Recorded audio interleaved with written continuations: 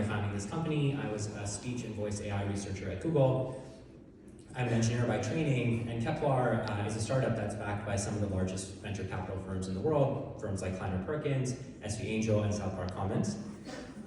So today I'm going to be doing a fairly uncommon retro on our journey as a startup. We started 3 years ago, and we started building what was the world's first, one of the world's first, if not the first, customer simulation platforms or digital twin platforms. And we shifted our focus to doing voice-powered conversational research instead. And I'll kind of be talking about that in two phases of the company's life cycle. So first, starting with the problems. As my co-founder and I explored the market research stack, these are all things that are super familiar probably to the folks in the room. We found that there were some pretty challenging things all across the market research stack. Problems in finding and recruiting the right participants, costs associated with that and incentives, going from business questions to learning plans and doing that efficiently and quickly, survey fatigue, and increasingly so, there's bots and survey fraud that are on the rise with the advent of large language models and other technologies. There's bias, so as much as we try to be unbiased in our research, there's bias at the methodology level, moderator level, and of course the participant level. As we all know, we're imperfect narrators of our own experiences, especially when we're capturing responses through, let's say, a survey. We also observed that as we spoke with more and more brands in CPG and software, we learned that most research was expensive, slow, one-off, episodic, and it was kind of difficult to reuse that data again because each study is done with some specific business context and some specific learning goals in mind. And while we have that data available in a folder somewhere, it's kind of hard to re-access and reapply that for current use cases. So enter Keplar simulated audiences. Our approach to building digital twins was building one-to-one models of real consumers. So you can imagine one ChatGPT bot for each consumer, and we create a synthetic panel of thousands of these bots that you can interact with the same way you would through a survey or through a focus group, right? So this felt to us like the most rigorous way. We're engineers that have a research background. This felt like the most data-driven and rigorous way to build a synthetic sample.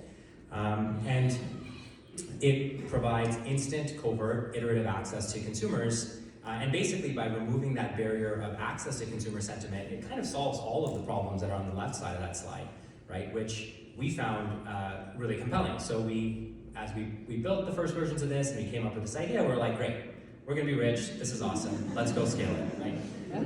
Over the next year and a half, 2 years, we scaled the solution in enterprise and we kept seeing the same few questions pop up. So I'll kind of synthesize what those questions were. They mainly centered around the areas of accuracy and of data, right? So some of these questions people asked us, some of them we asked ourselves as we built these technologies.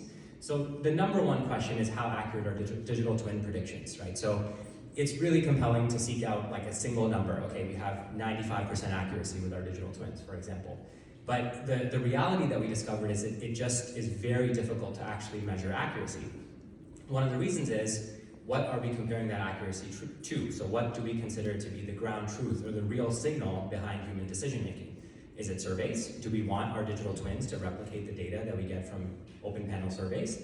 Even though we know there's all these problems with that methodology and some of the problems are getting worse. Do we want to replicate focus groups? Do we want to replicate in-depth interviews? There's these big open questions of how do we actually measure accuracy? And the second question, which we actually acknowledged as we went deeper, is on what time scale?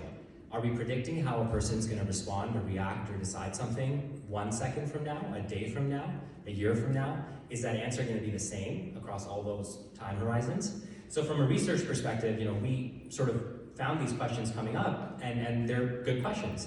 And they're also related to the question of what's the data that's being used to train these digital twins, right? Most large language models and multimodal systems in the world are trained on large amounts of text data from the open internet. Does that text data contain the right nuance, the right contextual insights for when people actually make decisions? And is that able to be modeled through that data set, right? That's a big open question. And can we identify high versus low quality output? So this is probably one of my big actionable learnings through this process is, with AI tools, demos often look very good. And even with our digital twin product, the demo is actually pretty compelling because you can get answers that replicate things you see in surveys or focus groups, and that's great. But then when you actually put it to practice, is your team able to figure out when the answers are reliable and when they're not? Because they're not always, accurate, quote unquote, even though we don't quite know how to exactly measure accuracy, right? And the bar that we found as we scaled this within enterprises was that people really need to be able to take action on the basis of insights that they gather. People need to be able to bet their careers on the things that they learn from our product, and that bar is actually quite high. So our core learning through this whole process was human decisions are complex, dynamic, and highly context dependent. And to illustrate that, I have a simple question for you all.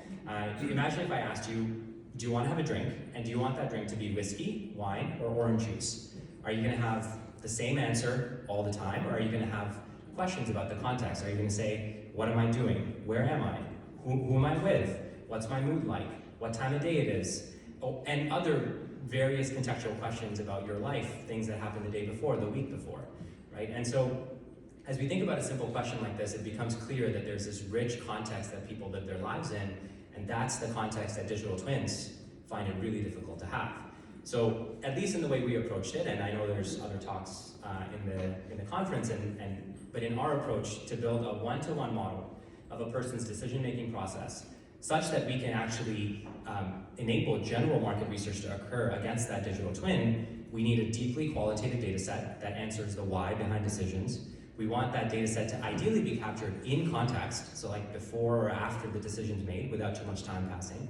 We want it to be tied to behavior, so we know what was real between what people said and what they actually did. And then we need that data set to be constantly coming in and growing and streaming. And that data set currently doesn't exist, and this is actually the blocking problem that we found to digital twins, at least the way we went about it. A side note here is a question that came up a lot was, hey, can we use our past insights libraries and repositories to make your digital twins better? In theory, yes, but as we actually looked at those data sets with brands, we found that a lot of that data was collected pre-AI and was living in big spreadsheets or focus group transcripts or PDFs or presentations, and often lacked the deep business context that's required to actually make sense of that data. Sometimes even missing information about who was responding in those studies and additional metadata that would be helpful to actually understand the context and therefore use it to improve a synthetic audience. So our kind of honest look at this was like, yes, we can, but practically it's actually quite difficult to make use of a lot of that data, at least for digital twins. So our verdict, digital twins, simulated audiences, synthetic users, whatever we call this technology, they're phenomenal research projects, and as an AI researcher, I'm super compelled to study them, but they're not yet ready for general commercial use, with the bar being, can people bet their careers on the insights that we get from these tools? Again, just our perspective, one learning out of many, and so I take that with a grain of salt. And data really is the blocking problem to a breakthrough solution in insights. And that brings me to Keplar 2.0, our solution to enable brands and companies to gather high quality consumer sentiment data at a scale that was never possible before, powered by voice AI. So the new Keplar, Keplar 2.0, enables teams to go from business questions to shareable assets in under 72 hours. So that's from the start of a question all the way to synthesized insights that you can share, and enables teams to collect high quality consumer data at scale. It's powered by a really human-feeling voice AI that gets people to open up. And I'll talk a little bit more about why we went with that methodology. And the ways in which Keplar is different is, one, really our bet on conversational research. So we don't do surveys and we don't do text-based chatbots. We really focus on having that deep, dynamic, one-on-one natural conversation with consumers to get to the real consumer tensions and user tensions that we can then unpack. The second thing is compounding knowledge. So all the data collected through the Keplar platform is rich with metadata and has associated business context because we have the learning plans and key objectives within our platform. And so it's searchable. So you can analyze data across different studies and actually get to deeper insights, even on questions that you didn't know you had data on. And finally, because we're sort of an AI company from the ground up, we have internal agentic tools that help us accelerate how we program studies and synthesize data and generate reports and presentations that allows us to do things a lot more efficiently if we're taking on more of a full service role, although the platform is a self-serve tool. So the big question here is why conversation, why not something else? So we looked at a few different methodologies. Obviously on the top left you have the survey, how likely are you to purchase a product, very standard question in the concept test. 5-point scale. You have a text chatbot where you're receiving texts, do you mind if I ask a few questions? How do you think about your 2026 goals? Or you have AI moderators, some of which present a preset sequence of text-based questions on a screen and then record a participant. All of these tools have a fairly rigid question and answer structure, which we found was limiting in terms of how much insight you could actually pull from consumers. And so I'd love to play you a little clip here, if it works well. Let's see. It sounds like you really geek out on the gear side. Let's talk about running shoes specifically. Can you think back to the last time you decided you needed a new pair? What sparked that search? Yeah, my running shoes were getting pretty old, and I was talking to a few friends and they were telling me about this new pair of running shoes that they had out. They were the same running shoes that Keplar wore when he won the Berlin Marathon, and so I wanted to try it. I wasn't exactly sure whether they would fit me. I wasn't exactly sure whether they'd make me faster. I wasn't exactly sure whether I really liked them, but I ended up trying them out and I really loved them. It sounds like a mix of things guys are thinking. A bit of wear and tear on your old pair, plus some chatter from friends about the shoes worn by a famous marathoner. When you first started looking into these shoes, what was your very first step? Did you go online, ask more friends, or maybe head to a store? Yeah, first I went online, and then I looked at the ratings for the shoes, and I also looked through a few blogs that ranked running shoes. And so after that was done, then I went to the store, to Nike store, and basically just asked them, what pair they would recommend and what they're hearing from different both. But this was after doing a ton of research with my friends and seeing how much they liked them, and even trying on friends' pair. And so it was pretty expensive, but that was what I needed in order to feel comfortable to buy such an expensive pair of shoes. Okay, I'll pause that there for time reasons. I sped the clip up a little bit so that we could get through it, but hopefully that was somewhat legible. I'm not hearing the same things that you guys are. But essentially, our moderator is able to carry a natural conversation in real time and stay focused on a learning topic, but also dig deeper into the stories that a consumer is telling. So in this case, the running shoe selection process, we uncover things like unaided brand awareness for Nike. We uncover the purchasing process and the role of social influences. And all of that is uncovered unprompted. We're sort of asking the user to open up about how they made their decisions and synthesizing the learnings from there. Right? So this was what really compelled us towards conversation as a methodology to collect higher quality data.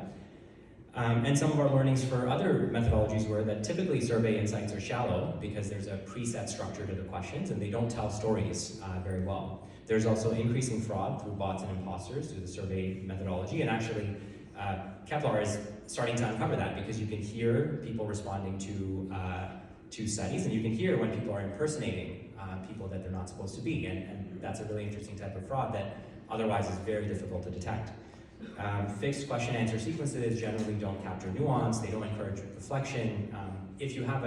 What we found is if you have a human feeling conversation, even if you know it's with an AI, your brain sort of starts to reflect and uncover more deep insights. And so our learning is that conversations at scale with a great participant experience can capture consumer sentiment at a detail that was previously impossible to capture. And a little bit of popping the hood on that and looking at what's in the actual car. How do we actually build a voice AI system that gets people to open up? Because human conversations are obviously very complex and nuanced. So I want to talk about some of the components, some of the infrastructure that goes into building that system.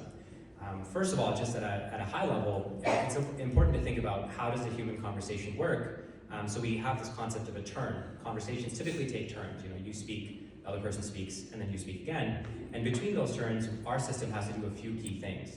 So it has to record the participant's speech, transcribe that, put it in text, put that into some reasoning system, let's say a large language model, generate a response, and then generate a human feeling voice and inject components like filler words and ums and pauses, and really the structure of that conversation has to sound really human, and we have to do all of that at a very strict latency budget so that the participant isn't waiting for our moderator to respond. Some of the things I mentioned, we also do things like injecting filler words and pauses. We do interruption detection. If you're talking to any colleague or any friend, you'll notice that there's actually a fair amount of interruption that happens on both sides, and that's something that has to exist in order for the conversation to feel human. We have to detect and suppress noise. We have to do mirroring. So I don't know if you caught it in the playback, but the moderator will mirror at key points what the participant has just said, and that creates, again, this implicit trust, contract of trust with the participant. Dynamic probing, showing visual stimuli, so how does the agent expose visual stimuli at the right moment in the conversation, and then adding additional business context to the agent so that the agent can appropriately probe on the right kinds of things at any moment in the conversation. So it's actually technically a fairly complicated problem, but the end result is a pretty delightful experience that feels simple and feels human, and that's one of the really fulfilling parts of working on this. Okay, cool. I want to go to the end of the talk with this concept of compounding knowledge. This has been really interesting because our customers and brands have pulled us in this direction. So as research is done in Keplar, as I mentioned, you're kind of building up with each study this well-indexed, metadata-rich repository of insight. So we have customers doing interviews on foundational product category perceptions, multi-cell studies on things like brand awareness, concept tests, and even using Keplar to interview internal experts to the company. So oftentimes there are people in the brand, marketing, insights, research side that have years or decades of experience working with the consumer, and they have a lot of institutional knowledge, and Keplar can be used to actually extract and codify that in the central system. And then we provide the tools to actually pick and select the different projects that have been done and analyze data across that. And that enables some really interesting things to happen. It enables people to ask deeper questions, to uncover new insights with citations. So an example of that is we had a customer recently have a 3-cell study, brand aware, brand unaware, and loyalist consumers, and use the insights across the 3 to inform a packaging redesign. So that was not something that the data was initially intended to be used for, but it turned out that by having all 3 of those studies, we're able to actually get a higher level, strategic level insight through that analysis. Teams can uncover gaps in their research, so because we show citations for all our insights, you can figure out, hey, in this area we actually don't have a lot of citations, so maybe this is where we want to spend more time learning. And that allows people to optimize their spend, right? We don't have to keep doing research, asking the same questions over and over again. And again, codifying knowledge for future tools. This is a really interesting component because there are going to be a ton of AI tools coming up over the next 1, 2, 3 years, a lot of agentic tools, and the better data that we can prepare for those tools now, the more impactful those tools can be. And so whether that's using our analysis system or exporting the data or integrating with a different system, this we feel is a really compelling way to create that store of data and knowledge. Awesome, so there's a lot of content. I hope you stayed with me, I appreciate that. There are 3 key takeaways that I'd like to recap so that if you walk away with anything, these are the 3 learnings that we have. First, digital twins are great research projects today, but not yet ready for commercial scale, in our opinion, of course. The main blockers being accuracy, trust and confidence, and really coming down to that data piece. Do we have the right detailed data to build a one-to-one model of a consumer? Voice AI, on the other hand, has come far enough that it feels human and is human enough to drive a pretty delightful participant experience, which leads to real consumer stories and tensions being pulled out through conversations. And finally, clean, connected, metadata-rich insights repositories will provide the necessary context for the AI tools of the future. So this is just something to think about as you folks figure out where you want to invest. I think investing in clean data is a pretty sound bet as you think about unlocking new value for the business. With that, I'd love to thank you for attending the talk. And as a small token of our appreciation, we're actually giving away a free study with Keplar. With 50 interviews, you can scan the QR code and sign up to redeem that. We're actually including the cost of recruit in that free study, and unlimited analysis for you and other teammates to cut the data in different ways and draw new insights. Thank you so much. We're at booth 336, and I'm open to take any questions if we have time. But otherwise, thank you for listening. Great.